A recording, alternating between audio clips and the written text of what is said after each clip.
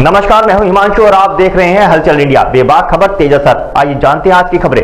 शामली के गढ़ी पुख्ता क्षेत्र के गांव दुल्ला खेड़ी में भारतीय किसान यूनियन की रैली संयोजक रविंद्र राणा ने किसान महासम्मेलन का आयोजन किया। किसान महासम्मेलन कार्यक्रम में मुख्य अतिथि भारतीय किसान यूनियन के राष्ट्रीय अध्यक्ष चौधरी नरेश टिकैत रहे। किसानों का कहना है कि 3 कृषि कानूनों के खिलाफ किसानों का संघर्ष जारी है। जब तक ये तीनों कृषि कानून और MSP पर गारंटी कानून नहीं बन जाते, किसानों का संघर्ष इसी प्रकार जारी रहेगा। इस दौरान किसान महासम्मेलन में वक्ताओं ने अपने अपने विचार रखे। प्रसन्न चौधरी ने कहा कि आज के समय में नस्ल और फसल बचाने का काम हमें करना है। स्वर्गीय बाबा टिकैत ने आवाज उठाकर आपको जगाया था। इस अंधी बहरी सरकार से किसानों को जगाने का कार्य टिकैत परिवार ने किया है। राष्ट्रीय अध्यक्ष चौधरी नरेश टिकैत ने कहा कि रविंद्र राणा की हिम्मत की दाद देते हैं जो आज यह किसान सम्मेलन किया। उन्होंने कहा, भाजपा सरकार छूटा हुआ कारतूस है। भाजपा सरकार ने 2013 में कितना बुरा काम करवाया। मुस्लिम को देखकर हमें लगता था कि दुश्मन आ गया, मगर इस सरकार ने सब कुछ खत्म कर दिया। आज हम सब मिलजुल कर रह रहे हैं। आंदोलन के एक एक दिन गिन रहे हैं। यह धर्म युद्ध चल रहा है। आपस में जो मन मुटाव है उसे खत्म करें। मंच की अध्यक्षता कान सिंह पुंडरी ने की। इस दौरान रवि आजाद प्रदेश अध्यक्ष हरियाणा, समित मलिक, कुलदीप पवार प्रदेश प्रवक्ता, कपिल खाटियान जिला अध्यक्ष, रविंद्र राणा रैली संयोजक, मनोज राणा, शेर सिंह राणा, मनोवर जंग, मास्टर जाहिद, अजय पिंडोरा,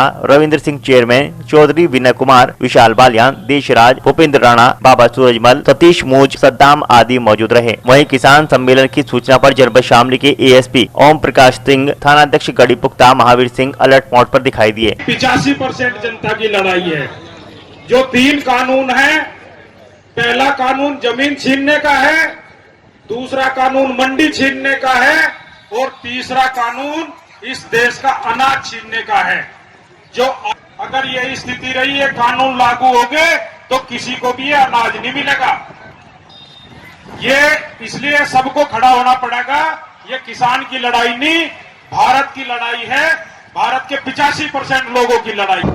वो सारे देश ने मिलकर के उसको एक जन आंदोलन बनाने का काम किया और आजादी की दूसरी लड़ाई आपने इस आंदोलन को इन 11 महीनों में बनाने का काम किया है। साथियों, हमारे 700 से ज्यादा किसानों की शहादत हो चुकी है और लखीमपुर खीरी के अंदर जो घटना हुई, लखीमपुर खीरी उत्तर प्रदेश का भाग है और वहां पर 5 किसानों के ऊपर गाड़ियां चढ़ा दी गई।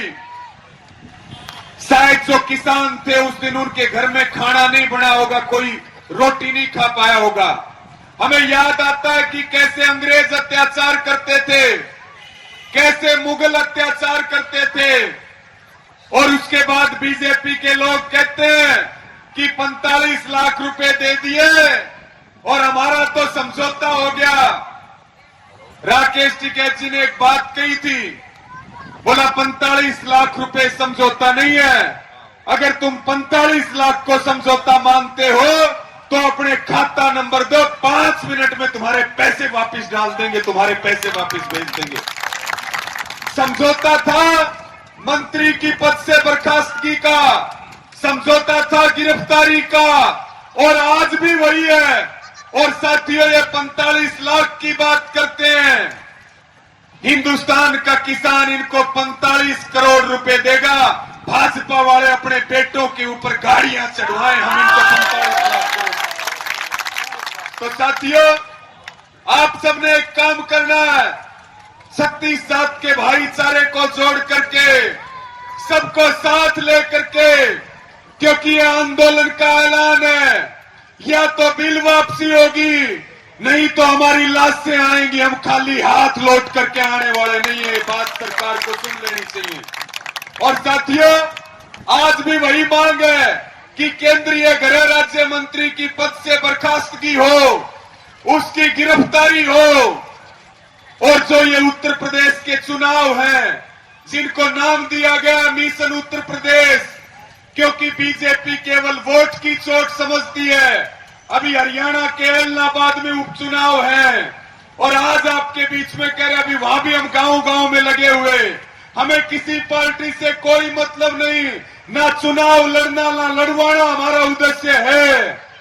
लेकिन जो ये देश बेचने वाली पार्टी है, जो किसान को शरणार्थी बनाने वाली बीजेपी और RSS है, इसको अगर हमने बनाया है तो दुगनी ताकत के साथ इनको कुर्सियों से उठा करके कि किसान इस देश में अपनी बात कहे और इतना बड़ा पुलिस बल आपके गांव में हो आपको घेरने के लिए। किसान अपनी बात कहे, कलेक्ट्रेट तक जाए तो वहां आपकी बात को रोकने के लिए पुलिस बल लगा दिया जाए। दुर्भाग्य की बात है, देश की सरकार को, प्रदेश की सरकार को इस जनता ने चुनने का काम किया, इस किसान ने चुनने का काम किया, लेकिन जब भी किसान ने अपनी बात को रखने का काम किया, तब उसकी आवाज को कुचलने का काम इस सरकार कर रही है। दुर्भाग्य की बात है, इस क्षेत्र का विधायक गन्ना मंत्री हो और क्षेत्र की जनता गन्ना के भुगतान के लिए दर दर भटकती हो। दुर्भाग्य की बात है, दुर्भाग्य का विषय है, अक्टूबर में चीनी मिल चलनी थी, लेकिन चीनी मिलें दीपावली के बाद चलेंगी साथियों। किसानों को गन्ने का भुगतान नहीं मिल रहा। अभी मैं देख रहा था, जो छोटी छोटी चरखियां हैं, किसान मजबूर हैं अपने गन्ने को उस चरखियों में डालने के लिए। यह दुर्भाग्य की बात है। कहीं पीडब्ल्यूडी का कार्य हो, उस पर पत्थर लगाने का काम कर सकते हैं। कोई पूर्व की सरकारों का कार्य हो, वहां पत्थर लगाने का काम कर सकते हैं। लेकिन मैं पूछना चाहता हूं इस देश के, इस प्रदेश के यशस्वी मुख्यमंत्री से, इस देश के प्रधानमंत्री से पूछना चाहता हूं इस मंच के माध्यम से, जो आपने काम किया उन काम को गिनाने का काम करें, दूसरी सरकारों को काम को कोसने का काम ना करें।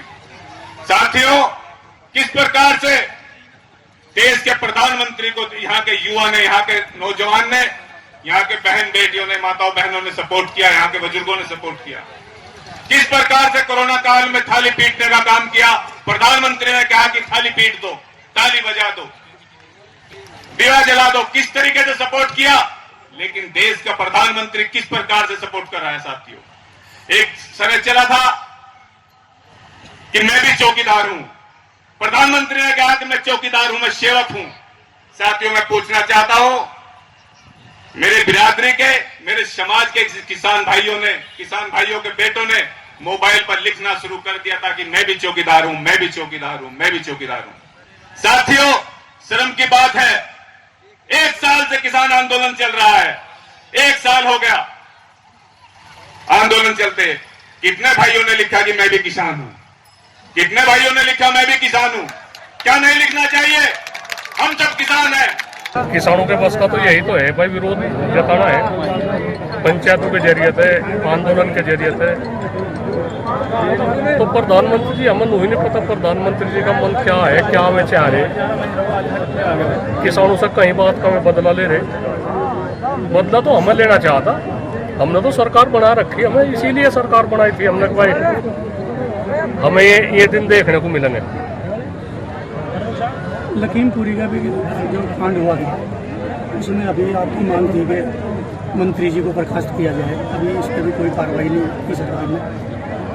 नहीं, एक तो बताओ, सर मंत्री के लड़के ने गाड़ी नहीं चढ़ा रखी, उन्हें सरकार में बनने का हक है, सरकार में रहने का तो हक नहीं। सरकार उन्हें मुकदमा चलाएगा, उसे इनाम दे दो, चाहे उसे प्रधानमंत्री बना दो, पर फिलहाल तो सरकार की तो एक फजियत हो रही, सरकार की थू हो रही, सरकार पे तरह तरह के आरोप कर रहे। तो ऐसा क्यों कर रहे हैं, ये भेदभाव क्यों कर रहे हैं?